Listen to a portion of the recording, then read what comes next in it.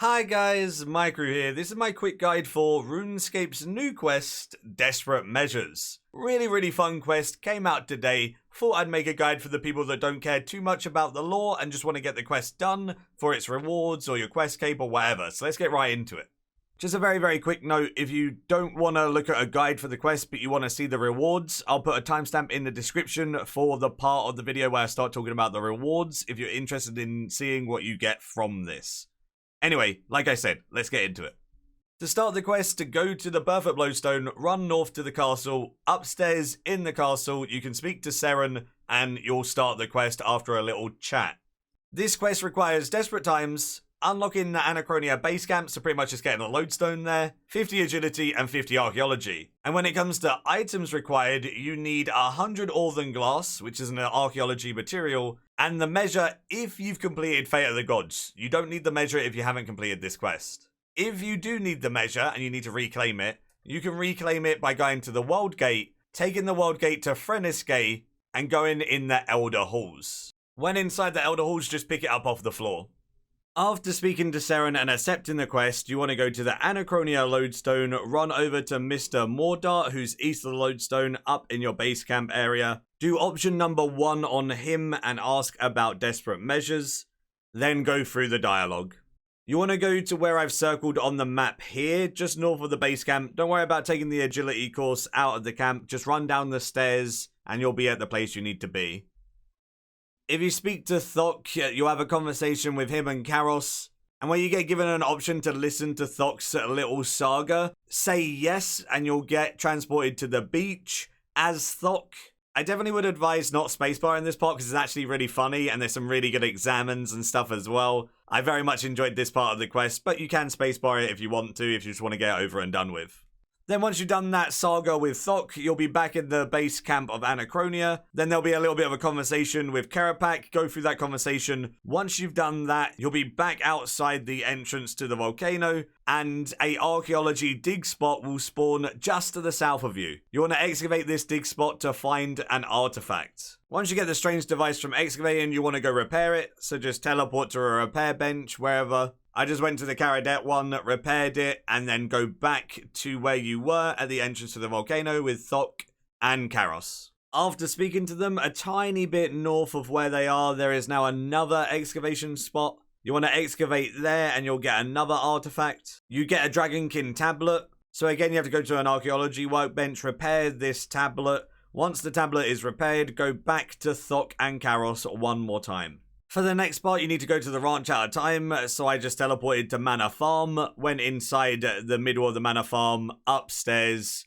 took the quick teleport tree to the ranch out of time, and Hannibus is standing right next to Granny Potterington. You want to talk to him, and when you get your first set of chat options, you don't have to choose any of the chat options. When you get those, you can close the chat and move on to the next step. For this next part, you need to go to Anachronia, and you need to go to where I've circled on the map. You need to go to these ruins at the northeast of Anachronia. You can take the agility course and whatever to make it a little bit quicker. Once you're here, go to the back of the ruins and Hannibus will be waiting there. Speak to Hannibus and then go inside. Once inside, Hannibus will be standing there. You want to talk to him and press number 1. Then if you speak to Hannibus again with the option 1, it will start a memory.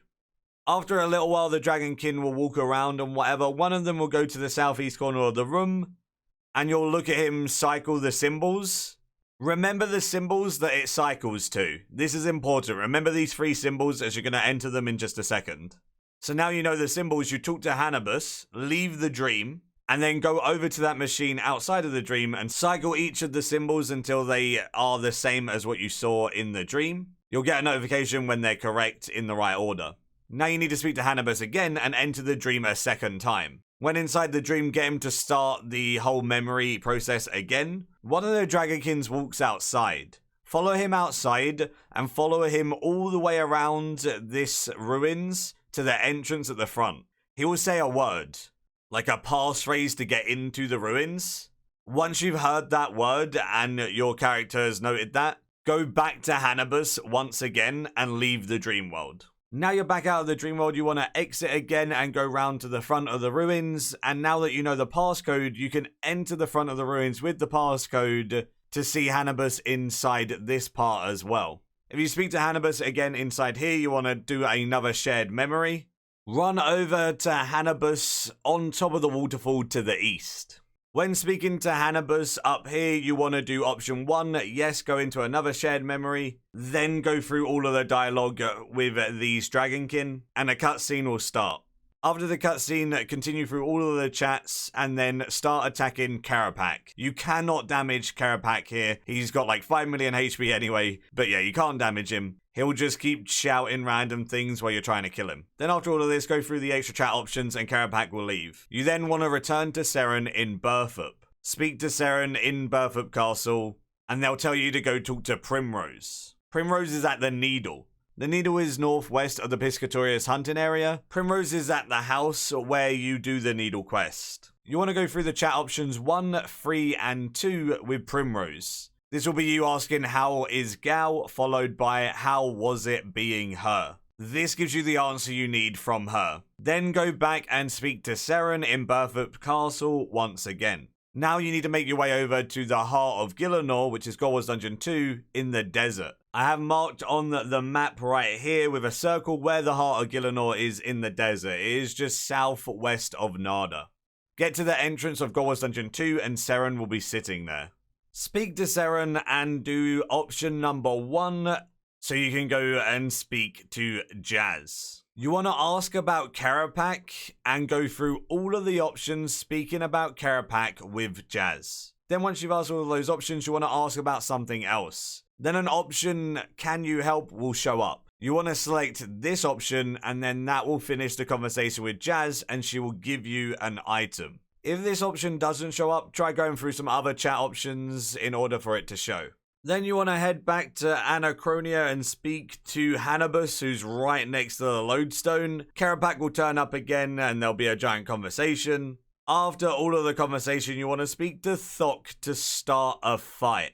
And you need to make sure you're not wearing anything in your hands, like weapons, etc. when you start the fight, as Thok will give you his stick. When starting this fight, each of the members will tell you exactly what they can do, and if you read what they can do, you can easily defeat the waves of dinosaurs with their abilities. Pretty much what I done is I put Thok right at the entrance to the base camp, then I put the other ones surrounding the lodestone, and just made sure that Hannibus, who snares things, was able to snare the big dinosaurs in waves 4 and 5. And then those big dinosaurs aren't dealing tons of damage to the lodestone, so you don't lose. If you do lose this fight, you can repeat it, and I think after repeating it a couple of times, an easy mode is given to you, so it makes it much easier to complete. So don't worry if you do fail it a couple of times. One other thing to note while doing this is if you run around on top of the dinosaurs, you'll hit them with Thok's stick. So you don't actually cast abilities, you just need to be standing on the dinosaurs, and Thok's stick will slap them for like 10Ks. So definitely focus the stronger dinosaurs first. After you successfully defended Anachronia from the dinosaurs, you want to go back north to the entrance to the volcano and speak to Karos. It doesn't matter what option you pick when speaking to him, just pick whatever. And then you need to use the meter 4 times around the volcano where Karos moves to. Pretty much for every single location, you just gotta go and put down the meter and then speak to Karos and he'll then move. Then once you've done all 4 locations, you can go back to the entrance to the volcano and speak to Karos again. I've put on the map here and labeled it 1, 2, 3, and 4 for the 4 locations that he goes to. But I'll leave this picture of the map here so you can pause the video and just go and speak to Karos with the meter in all of those locations. Now you can finally go back to the entrance of the volcano where Karos and Thok is and enter. Simply after speaking to Karos and Thok this time, just enter the door to the volcano. Once you're inside, you want to go southwest, and as you can see here, there is a tablet on a lectern. You want to pick that up and take the journal and read through the journal. Go through every single page. Then you want to inspect the Dragonkin sign right next to the tome, and it will say the tome can help you decipher it. Don't worry about deciphering it, we've done that, so we can just tell you the answers. So in each of the areas, there is one of those 3-digit code machines. You have to enter 3 specific symbols on each one of these, and I'll go through those now. When it comes to the codes, I will show them on screen now. The southwest code was this. Looks a bit like a ZA2. The northwest code was this V-looking symbol, A and an N-looking symbol. The northeast code was 2A and a question mark looking symbol. And the southeast code was a symbol that looks like an E, A, and 2. Obviously, you can just pause the video at any of these symbols and just copy them in-game. Once you've done each of the codes in the forums, it will disable this barrier. Once the barrier is disabled, you just need to go and run through into that area. Keep running north until you get to an area with the Blackstone Dragon. It's a very weak version of Blackstone Dragon. Shouldn't be too difficult to kill even if you're not the highest combat. Just DPS it down as best as you can. It does do a fire attack where fire spirals inwards. It's the same as normal ED2 fire. Just try not to get hit by that. It will always spiral inwards in the same way. So you can easily avoid it. And other than that, it's literally just DPS down the Blackstone Dragon as fast as possible. After the Blackstone Dragon is killed, Kerapac will come down, he'll speak to you, you'll have a giant cutscene kind of thing, where you'll stop Kerapac and all of that. Then it's just time to escape, and you're done. To escape, you just run, and if rocks fall in front of you, you can just run the opposite ways and whatever. They'll constantly have rocks interfering with you, but there will always be a way to go to get out. You do have a time limit, but if you don't make it out in that time limit, you just repeat it over again. And once you get used to the pathing, it'll be very easy to escape. After escaping, speak to Karos, go through all the dialogue, and he'll give you one of the quest rewards, which is the Cosmic Focus. You can also upgrade this Cosmic Focus, which I'll speak about in just a little bit. And once you finish this conversation with Karos, just go back to Seren and you'll fully complete the quest and get the rest of the rewards. The rewards are 3 quest points, 20k Archaeology XP, 20k Combat XP, a Cosmic Focus, which we can upgrade, which I'll go into in just a minute, Thox Stick Cosmetic Override, which I'll showcase in a sec, the Remo Totem piece, which is a new Anachronia totem. It is actually a really cool new totem, but you have to get the top and the middle as well. In order to get the middle, you need to do mining on Anachronia. I just went to one of the mining sites and it took me about 20 minutes to get it from adamant rocks. The top is obtained from selling animals at the ranch at a time. Literally all I did was buy 20 salamanders and sold them to the salamander buyer, and I traded in 5 at a time, and on my full trading of 5, I got the totem piece. So that totem piece is very easy to get from ranch at a time, animals being traded in, I think. Then once you get the full totem, you need to build it in the Anachronia base camp. That does mean you need to go to the Anachronia base camp and build the totem spot. It does require Anachronia base camp resources for this as well. Once the totem spot has been built, you can put the totem on there and then you can use this totem to recharge your other totems. So you don't have to run around all of Anachronia in order to recharge your totems each week. You can just do them from this new totem, which is actually really, really cool. So every week I can recharge my totems way easier than I used to, especially like my clue one that I do each week, etc. Very, very nice reward here. Now, in order to upgrade your Cosmic Focus to make it good, you need 90 Archaeology. You need to excavate the 2 spots inside the northwest ruins that you go into during the quest. These ruins here. You get 1 item to upgrade it at the level 90 spot and 1 item at the level 70 spot. They're both in here, just on other sides of the room. So you need to excavate from both the 90 and 70 spot until you get those 2 items. Then you need to repair these with Orvan Glass. Once you repaired both of them with Orvan Glass, they can then be traded in for a collection with Giles. Giles is just the guy you upgrade your base camp with at Anachronia. Trading those 2 items with Giles gives you the upgrade item for the Cosmic Focus. Combining these items makes it into a Cosmic Accumulator, which is so much better.